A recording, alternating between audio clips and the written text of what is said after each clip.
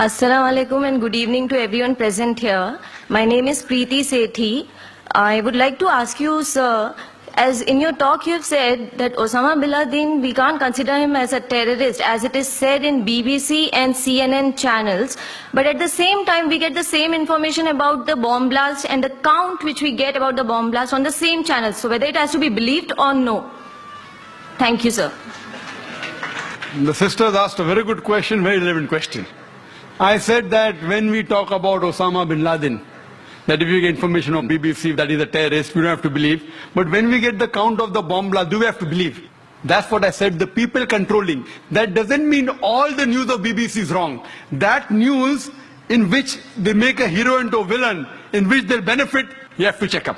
So here when we see that these normally bomb blast figures that you get, most of them that you find will be somewhat similar. If it's a government channel of the country in which the bomb blasts have taken place, the figure will be normally low. Why? Because the government wants to show that less people have been killed. Like the police commissioner wrote to me, 187 people killed. Newspaper writes 207. I don't know who's right. I'm not saying that Commissioner A.N. Roy is lying. I'm not saying that. Please don't get me wrong. So here we have to realize that when we get information, we have to see the proof. When we see the proof about Osama bin Laden, even on the channel, it is mentioned prime suspect, sister. Prime suspect. Prime suspect.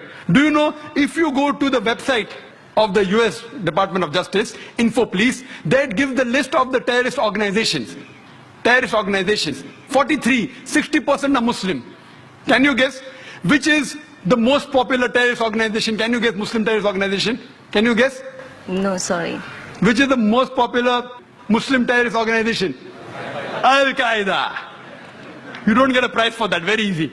Al-Qaeda. According to the US Department, you know how many attacks? How many attacks? Ulfa, 749 attacks. Al-Qaeda, only 28.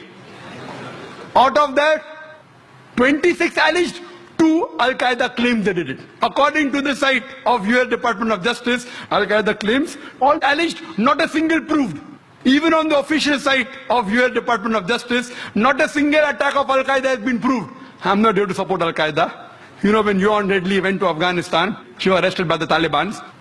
She comes back and she's asked the question, what are your views about Al-Qaeda?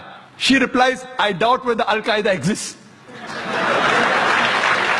So sister, what I'm trying to tell you, that when we get the information, if you are a man of the media or a person of the media, you can realize and you know that this information mostly will be correct, this has to be checked up. So what we have to realize that it is suspect, prime suspect, prime suspect. Even on CNN and BBC, even though they say it's a prime suspect, they're treating him as though he's a culprit. Can you go and kill thousands of Afghans only because of a prime suspect? Not even proved.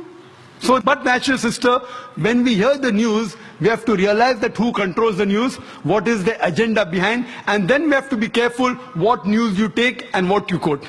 Hope that answers the question, sister.